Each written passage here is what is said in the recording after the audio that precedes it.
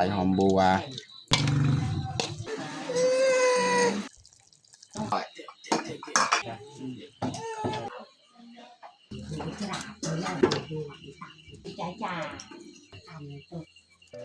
อย่าลืมกดไลค์กดแชร์และกดติดตามเด้อพี่น้อง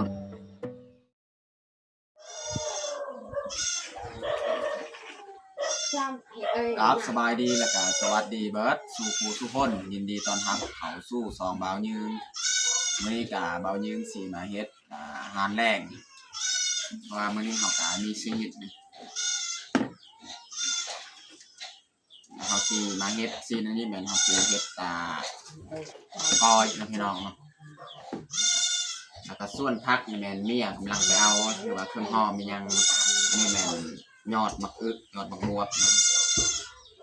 โอเคแต่ทุกคนติดตามเบิ่งติดตามชมแบบยาวเลยนี่แหละซีนกระหอกหม้อของเฮานี่แล้วเฮาสิมาซอยเลยเนาะ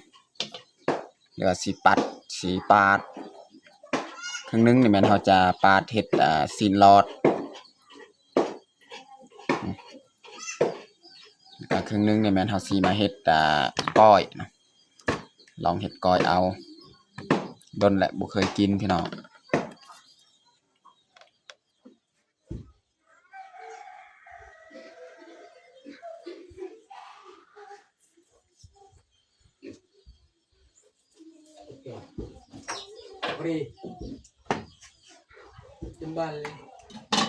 ส่วนกระดูกนี่แม่นเฮาจะต้มเอา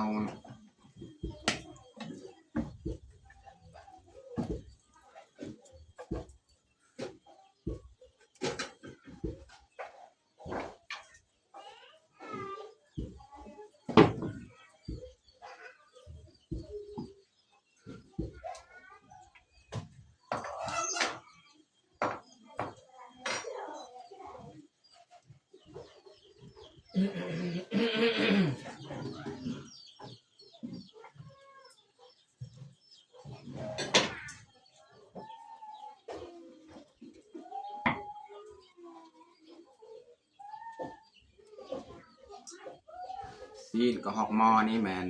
พี่น้องแบ่งมาให้พี่น้อง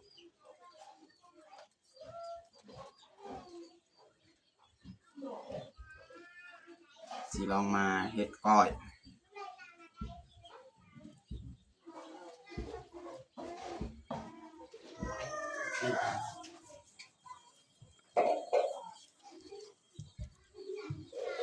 นี่แม่นเนื้อสดๆเลยนี่ห่อออกแล้วกระดูกเนาะ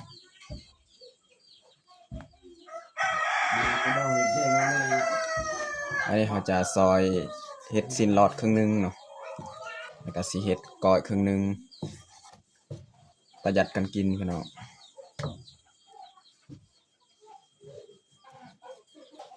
ก้อยนี่สำนี้ก็น่าจะพอแล้ว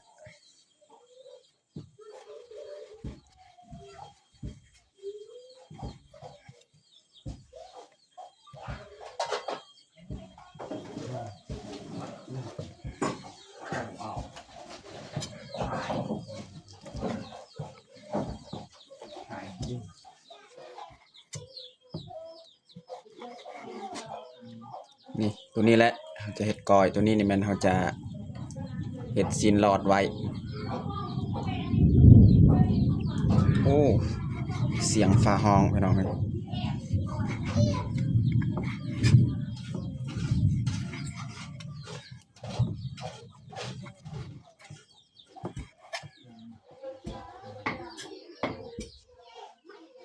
อันนี้ก็เมียปรุงแล้วเนาะหม้อนึ่งข้าว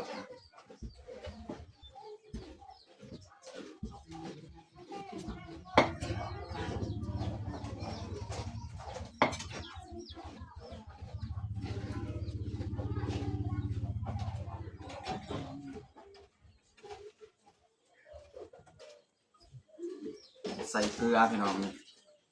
ตัวเขาสิย่างไว้หรือว่าเฮ็ดซีนลอดไว้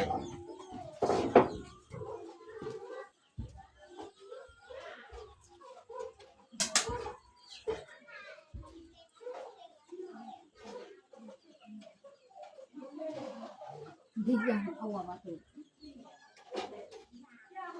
ก็ยังอยู่ไปไหนก็ยังมีดาว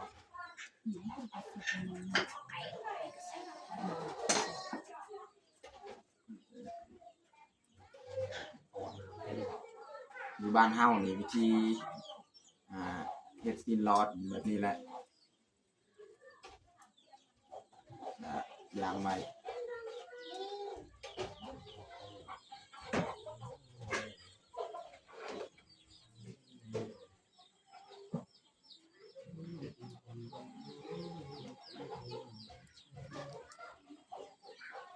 หนังนี่แม่นเขาจะ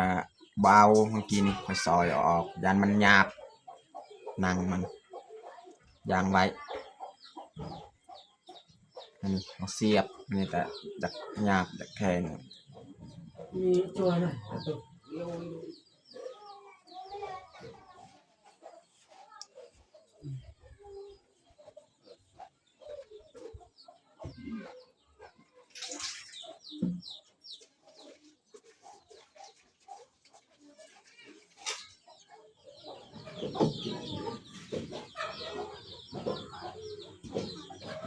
เรียบร้อย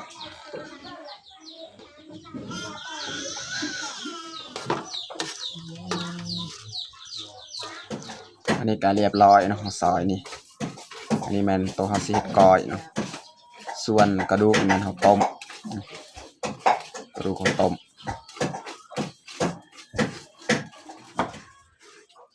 อันนี้เขาซอยคา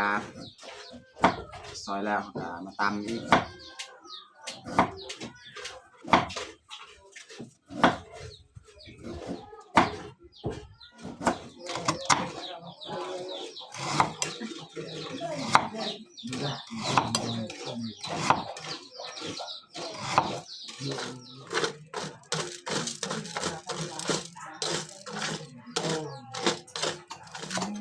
ซอยหอมบัว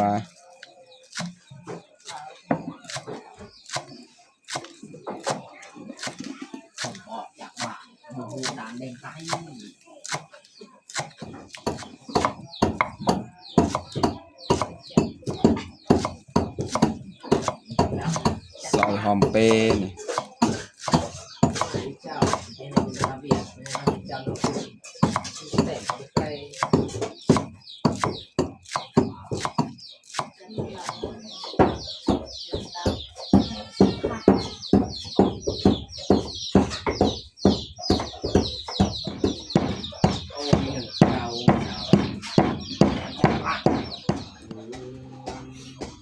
วันนี้ก็เรียบร้อยเขาซอยเครื่องหอมของเรา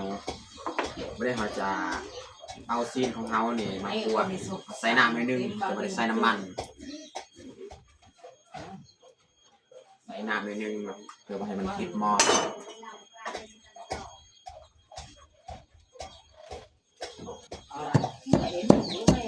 ตำมักพริกอีกเนาะหลังจากตำคั่วแล้ว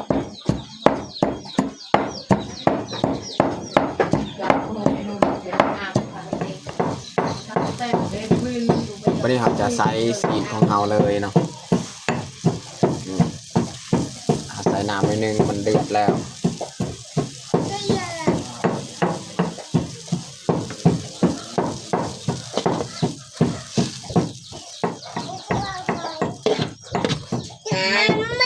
mày là đâu à con người tình anh đi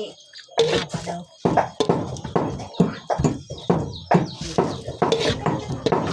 เราจะใส่น้ำแบบนี้มันจะบ่ติดหม้อเห็นไหมซีนของเราบ่ติดหม้อ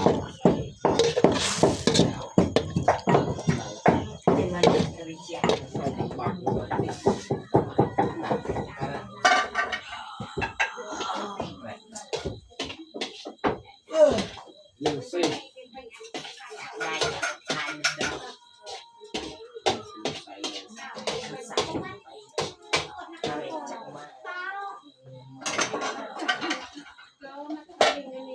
เราจะอัดไว้กับพมอเพื่อให้ซีนของเรามันสุก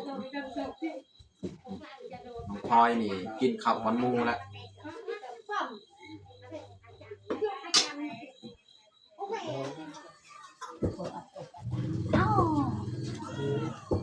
cần bị đăng ใช่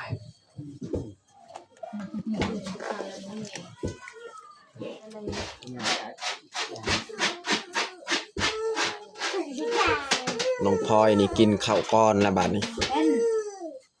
เอาไปจ่ายหลังนะโว้ยให้เราจ่ายตัวเสีย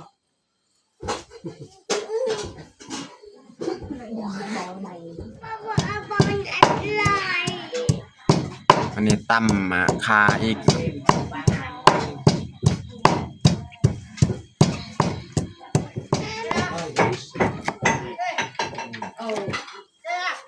ซอยเผ็ดดิบพี่น้อง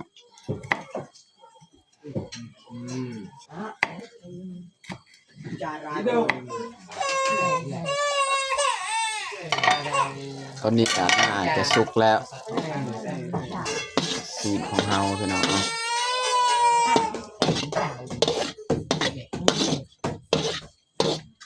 จังน้อยนี่ปรุงไว้ให้มันเย็นพี่น้องเนาะ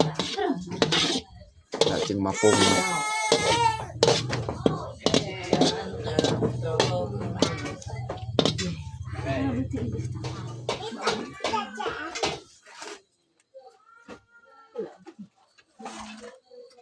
จะปรุงไว้ให้มันเย็นเนาะ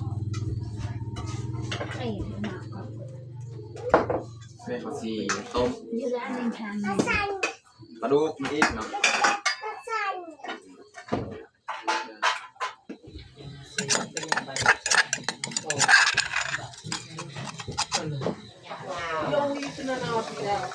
น้ำกะขดแล้ว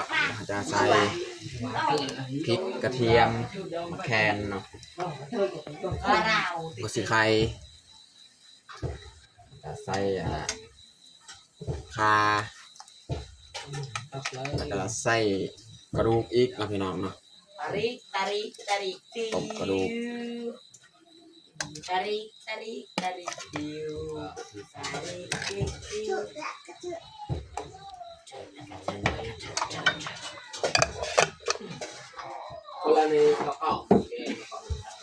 วันนี้ก็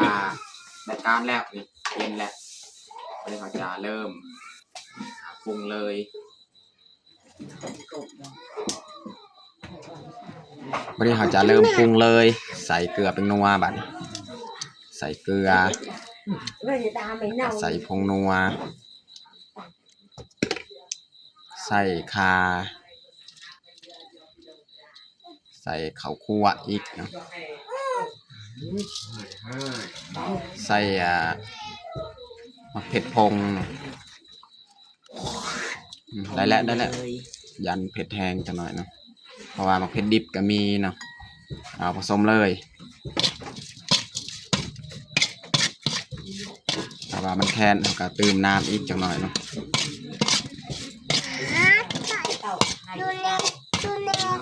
ไม่ได้เขาใส่พริกมักพริกดิบนะพี่น้องเนาะ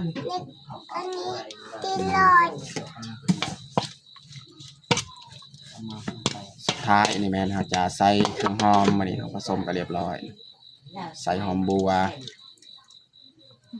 ใส่หอมเปรย์ใส่หอมป้อม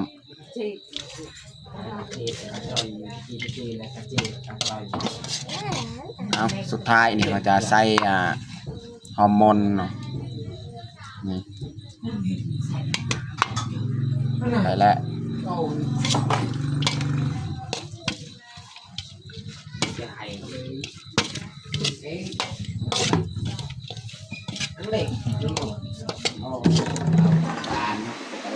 เนื้อไม่นำไปอยู่ที่จานเนื้อจ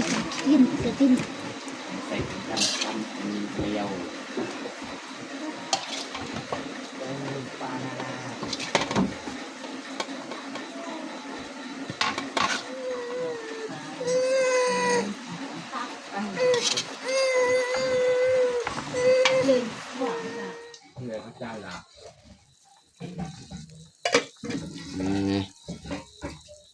ต้มกระดูกของเรา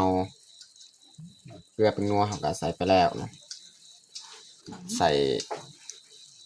ผักน้อยนึงพี่น้องเนาะ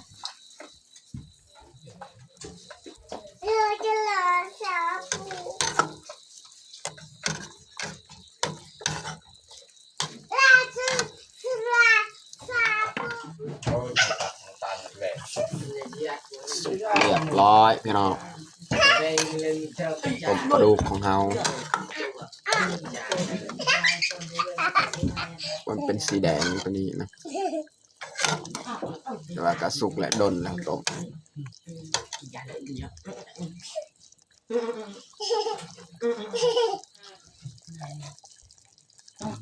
ใช่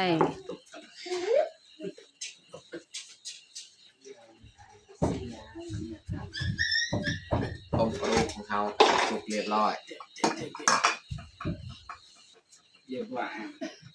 บ้านนะครับเอามีเยอะไปเอาหน้าตัวเล็กเก๋เก้าเหล่าเอ้านี่เกรดแหลมมาเกรดแหลมส่วนใหญ่อันนี้กีบบ้าตามมันกระ กระดูกพี่น้อง มันกระบาเดี๋ยว ใส่น้ำสดน้ จะยาวเลยจ้ะเราจ้ะจะทำเราจะมาเชื่อมเด็กกันโอ้เรื่องต่าง ำตอนนี้ก็เรียบร้อย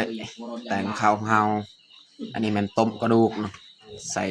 มะบวบใส่ผักเนาะ เย้ไป ส่วนนี้มันก้อยนะพี่น้อง ไป ก็มีผักแถวแกมกับประมาณนี้แหละก็มีแจวนี่ส่วนอันนี้แมนแกงหน่อไม้นี่แกงหน่อไม้ของพ่อเฒ่าเอามาให้นะแต่ว่ามื้อนี้จะอาหารดีพี่น้องเนาะเต็มที่เลยสำหรับอาหารแรงของเฮาตอนนี้ก็เรียบร้อยเอาแต่ข้าวของเฮาวันนี้เราจะลงมือกินข้าวแรงเลยเอามาทุกคนกินข้าวแรงกัน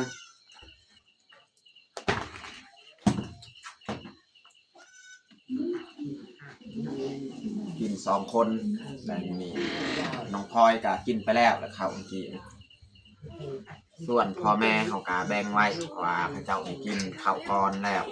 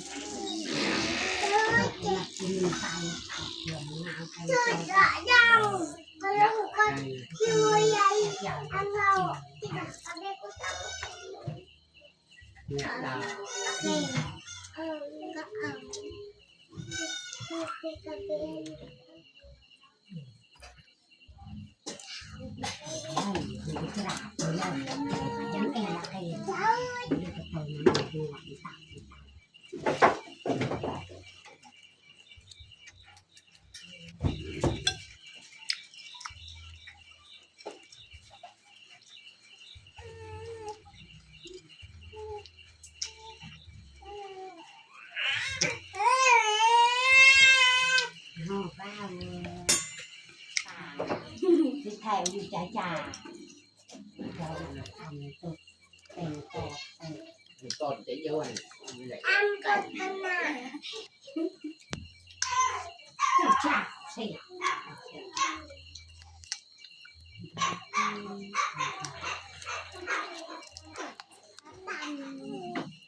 ยัวตังว่าเปล่า